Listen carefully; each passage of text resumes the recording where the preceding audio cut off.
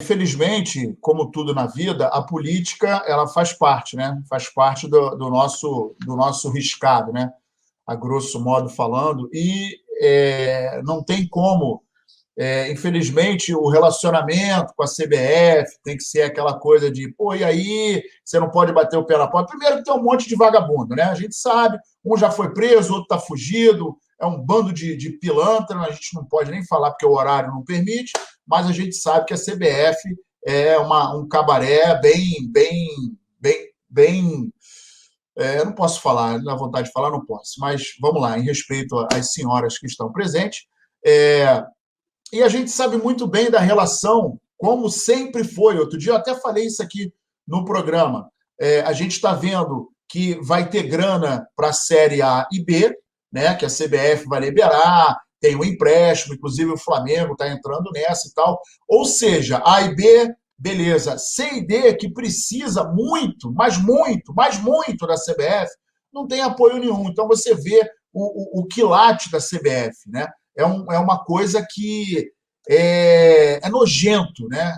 Para dizer o mínimo, né? Para dizer o que é, o que não, eu não posso falar o que eu penso da CBF nem dos seus dirigentes.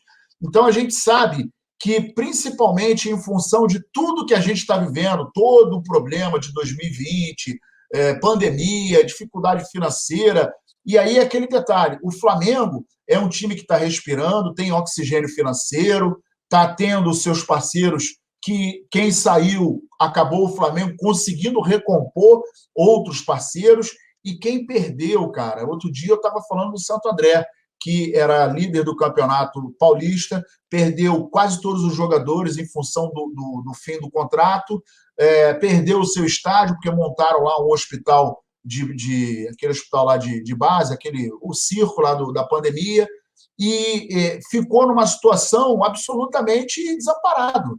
E aí a gente vê uma CBF que deveria proteger, deveria passar, proteger, guardar, tentar amenizar o sofrimento dos clubes da Série A, da B, da C, da D, porque são clubes que estão brigando, estão tentando o melhor possível em condições absolutamente ridículas, mas a gente vê a CBF naquela morosidade, naquela palhaçada, ou coloca o foco aonde não deveria colocar, e a gente tem esse futebol brasileiro que é uma piada, né? E eu não canso de falar, o futebol brasileiro ainda está se sustentando nos 5 canecos que a gente tem em relação às outras seleções.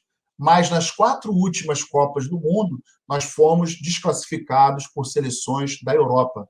Então, isso mostra que a gente está muito distante do futebol europeu, mas é muita coisa.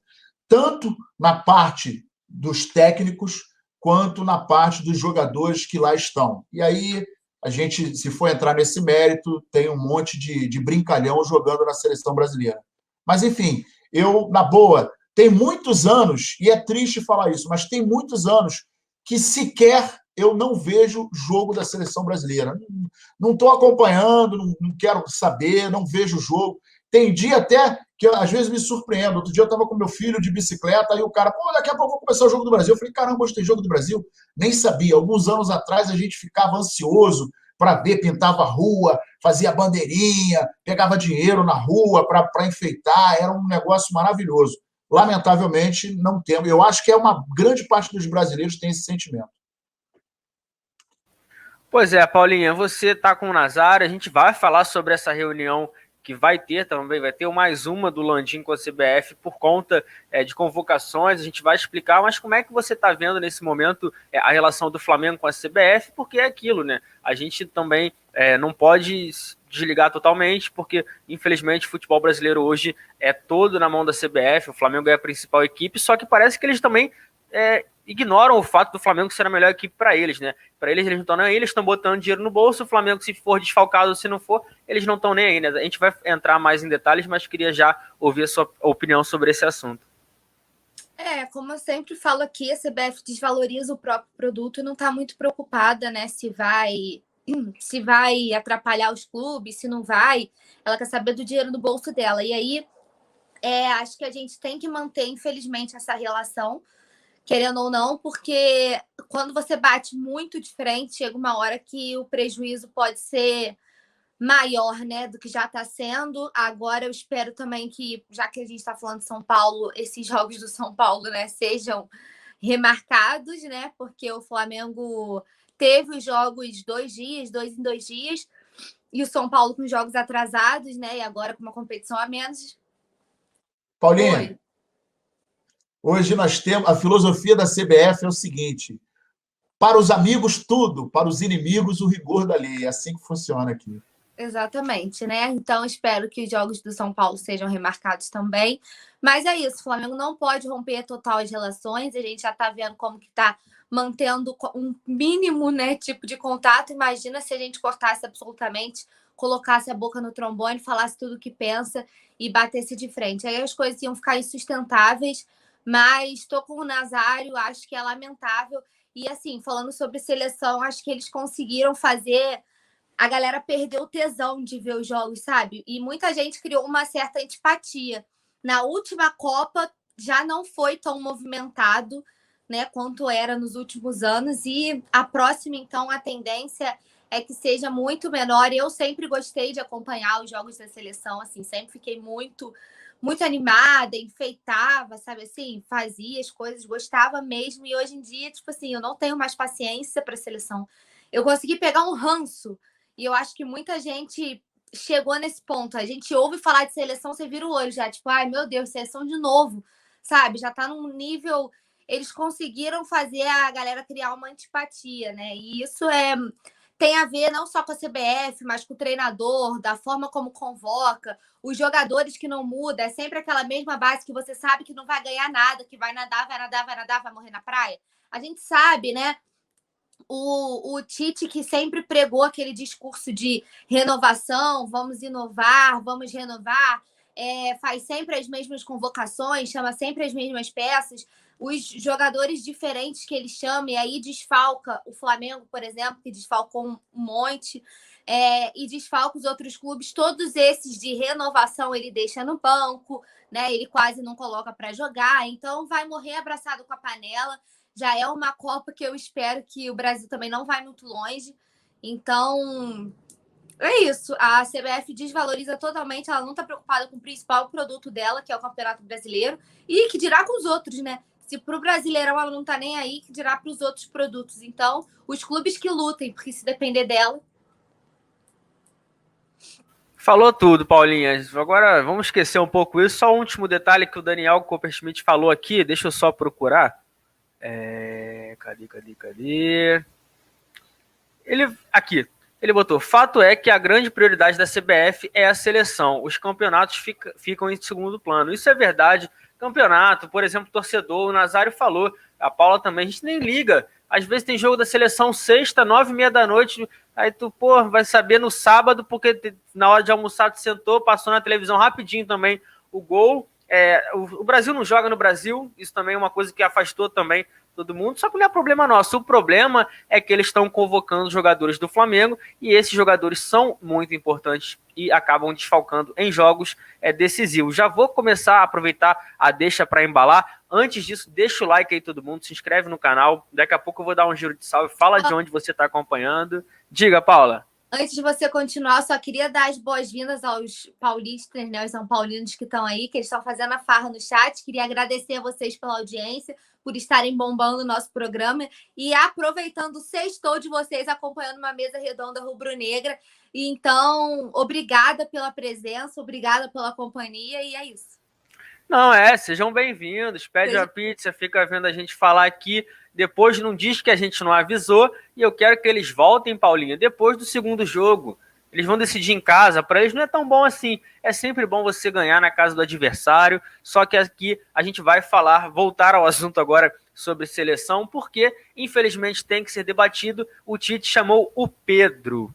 Exatamente, o Pedro, atacante do Flamengo, artilheiro do Flamengo na temporada com 20 gols, foi chamado para a seleção hoje, irá desfalcar o Flamengo no jogo contra o Atlético Goianiense e também no jogo de ida entre Flamengo e São Paulo, que será no Maracanã. O Flamengo decide fora essa chave, o Flamengo terá mais desfalques, mas a gente vai falar dos outros daqui a pouco. Vamos falar do Pedro. Paulinha, eu vou começar por você, depois eu passo para o Nazário. como é que a gente vê isso? O Gabigol tá voltando, tudo bem, mas também não dá para perder o Pedro, né? Um cara que vem jogando muita bola. A gente discute até que, se o Gabigol voltar, tira o Bruno Henrique, ninguém tá cogitando tirar o Pedro.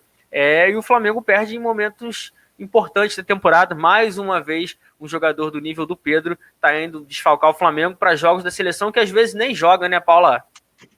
Complicado, né, João? Vai perder o artilheiro do time num mata-mata, né? É tão difícil, me dá tanta.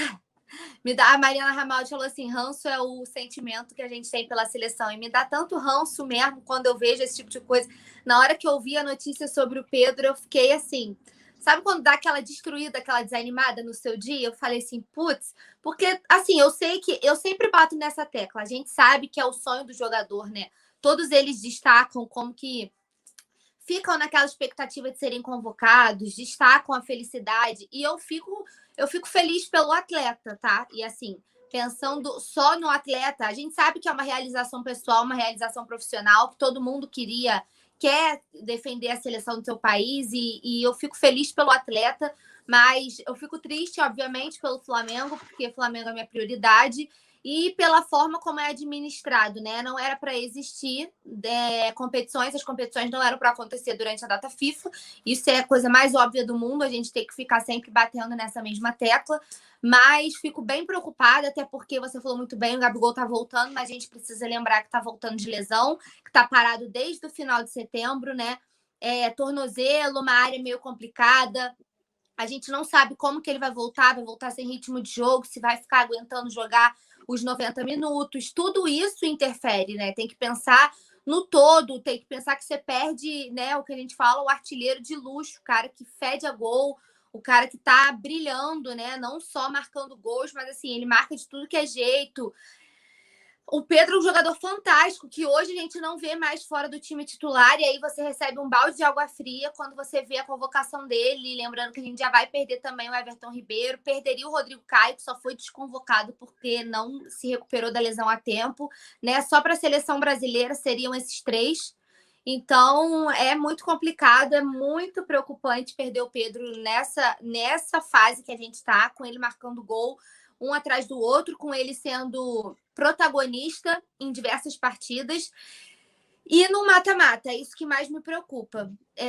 Vou aproveitar para ler o Guto Assunção. Penso como disse o Nazário, tomei abuso da Celecinha. E diria mais, a imprensa tem muita culpa nessa história de convocação. Ela mesma condena, só para refletir. Não entendi essa parte de que ela condena se ela tem culpa. Eu não entendi, se ele quiser explicar. E tem um superchat aqui, ó, do Alício Santos. Boa noite. Por que os clubes não peitam a CBF? Todos os anos é isso. Ano que vem vai ser pior. Tem Copa América e eliminatória e os campeonatos não param. Pois é, isso que a gente está falando, né? Os campeonatos deveriam parar para as datas FIFA porque os clubes saem prejudicados, né, no final das contas. Paula, você falou bem, essa dúvida também todo mundo acredito que tenha, mas ninguém sabe explicar, falam, porque o calendário, aí inventam, com todo respeito, o Flamengo ganhou, tudo bem, eu acho bem bacana, uma Supercopa, o estadual tá se prolongando, você tem quase 4 meses de estadual, que não, assim, com todo respeito também, não agrega em nada, eu vejo, o Flamengo entrou com o Sub-20, foi campeão da Taça Guanabara, pra gente ver o nível dos rivais do Rio de Janeiro também, faz um amistoso, faz um torneio, pega os principais de São Paulo, porque agora inventa um monte de data, a CBF não dá para entender. E sobre a seleção, Nazário, não parar eu acho um absurdo, porque se fosse assim no mundo todo, tudo bem. É só no Brasil. Se você pegar na Espanha, o caso que eu sempre uso do Real Madrid, do Barcelona, ou então do Bayern na Alemanha, se tiver a convocação, eles vão ter que jogar com um jogador do Sub-20, pô, que vai todo mundo. Aí no Flamengo, que agora vão 5, 6, se tivesse todo mundo em forma, eu acho que iriam os 6, ou até mais. Mas é aquilo, né? Aqui não faz, a CBF diz que quer o produto valorizado, e numa competição como a Copa do Brasil, num jogo entre Flamengo e São Paulo, que vale vaga numa semifinal, o Flamengo vai entrar todo desfalcado na primeira partida, né, Nazário?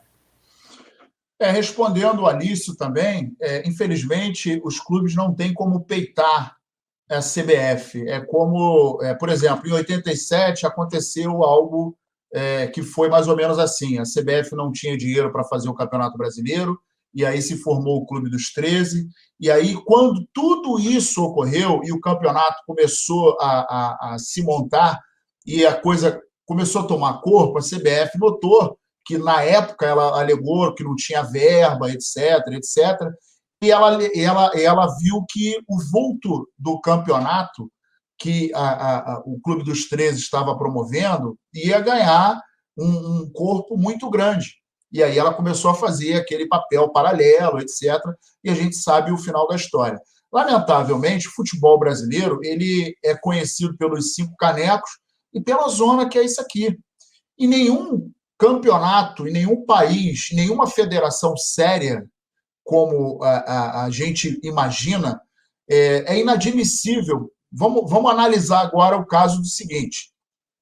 O Flamengo vai perder Everton Ribeiro, Rodrigo Caio, o Isla, agora o Pedro. De repente, poderia ser em uma outra situação, Bruno Henrique. Só que é o seguinte, a gente não está disputando amistoso. Arrascaeta.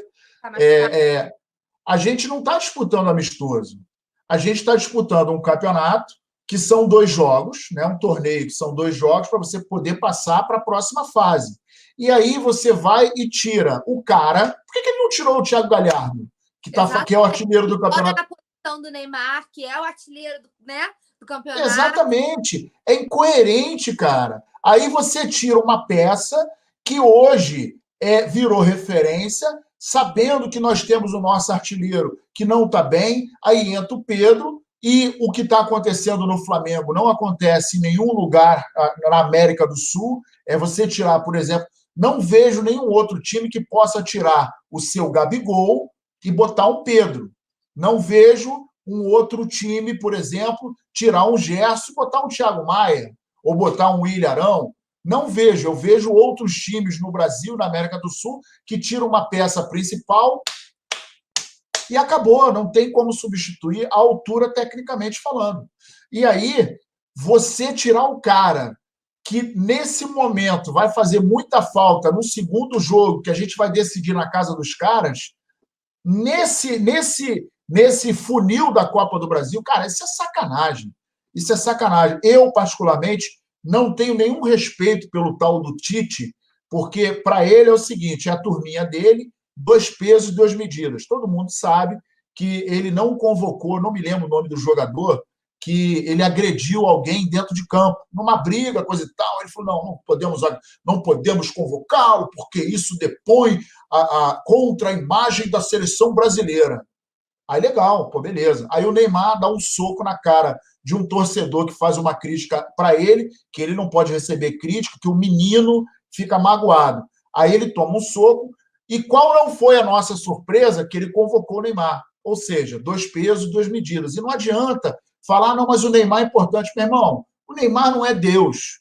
E a gente já viu que com o Neymar em campo, sem Neymar em campo, não tem esse papo, não, ele está em campo, ele vai ganhar. Então, eu não gosto disso. Eu costumo citar o livro que eu li do Bernardinho, que é sensacional. E, para mim, ele é um ícone de treinador, pessoa, profissional. E ele diz no livro o seguinte, ele prefere treinar um cara mediano, mas muito esforçado, do que uma grande estrela. Porque a grande estrela está sempre pensando que está acima do bem e do mal, ele é o melhor, e não sei o quê. E não rende o que tem que render. Ao passo que, quando você pega um jogador, um atleta, que ele é mediano, mas ele tem muita vontade, ele é um cara com muita determinação, muito disciplinado, você consegue fazer com que ele chegue ao nível de excelência. Não adianta, a gente já viu resultados recentes, a médio prazo, e já um tempinho atrás, que você tem um monte de estrela e o Brasil não consegue absolutamente nada.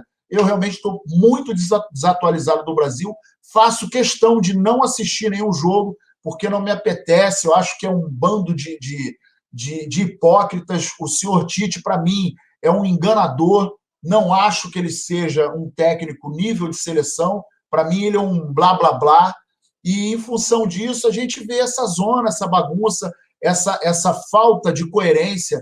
Pô, por que tirar o Pedro nesse momento? Por que não colocá-lo em outro momento? Agora a gente está disputando a Copa do Brasil, gente, e ele vai tirar, e não vai dar tempo, porque o jogo, acho que é 18 ou 19, né? o da Copa do Brasil, e o jogo da seleção vai ser, acho que dia 17, se não me engano. Então não vai ter tempo hábil. Pô, e o cara joga lá, vai vir correndo, pega avião, de repente, para jogar aqui. Então, é complicado. E minimamente, num país sério, não aconteceria isso. Mas aqui é Brasil, né? Então, a única coisa que a gente pode fazer é ficar abaixando a cabeça, porque o imperialismo ele é o que domina, é o que predomina, né, as instituições brasileiras, infelizmente. Então, na CBF, para você que pergunta, por que os times não peitam a CBF? Porque se peitar, vai ser alijado, vai ser prejudicado, vai ter uma pô, me faltou a palavra, vai sofrer retaliação. Essa é a parada. Se você falar a verdade, CBF, vamos lembrar o que aconteceu, por exemplo, acho que foi o Fred, que ele falou um ano, pô, o Campeonato Carioca tem que acabar, isso é uma bagunça, é uma zona, não sei o que lá. Então fica todo mundo... O Sheik falou no Botafogo também. O Sheik falou, então fica todo mundo doído. Você não pode falar a verdade. Se você falar, olha, isso aqui é uma merda, é uma zona, isso aqui só tem canalha, só tem pilantra, aí, olha, nós vamos ter que botar você na justiça, nós vamos acionar você. Não pode falar a verdade. Então, tem que baixar a cabeça. Esse é o problema.